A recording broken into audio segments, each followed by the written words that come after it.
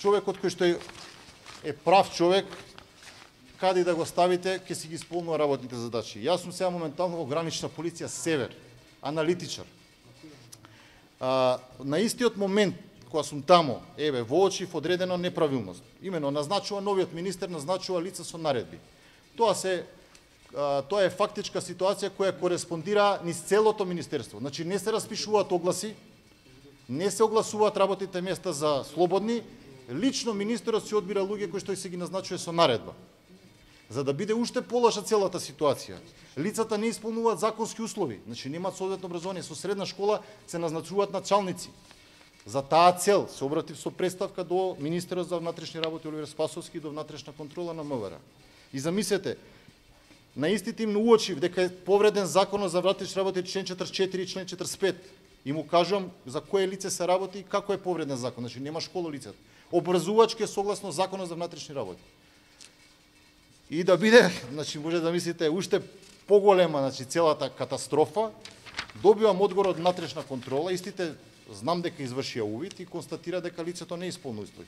И замислете, место да преземат постапки зашто лицето континуирано и од претходната гарнитура е назначено за прво виш советник, па самостоен советник и сега началник.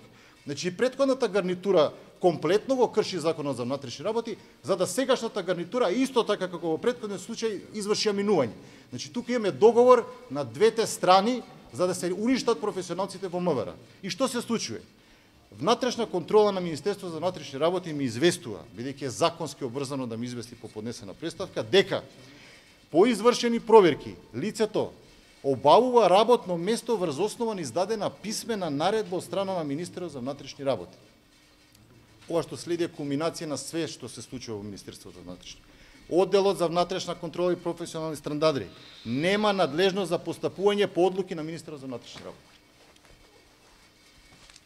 Јас сакам да кажам едно 5-минутно молчење да одржиме сите, затоа што со ова се погребува цело Министерство за внатрешни работи. Че ова е кулминација, јас доколку не се преземат мерки, кажувам и пред колегата тука Гоци и пред цела македонска јавност, ќе си поднесам отказ од овакво не Министерство за внатрешни работи. Че ова е врв на све што се случува во Министерството за внатрешни работи. Пред цела јавност, доколку имам притисоци ќе бидат известени. Значи јас не се плашам. Вистината ќе излезе на виделина. Спремен сум пред министер и до владата исто така се обраќам, до премиерот на владата на Република Македонија.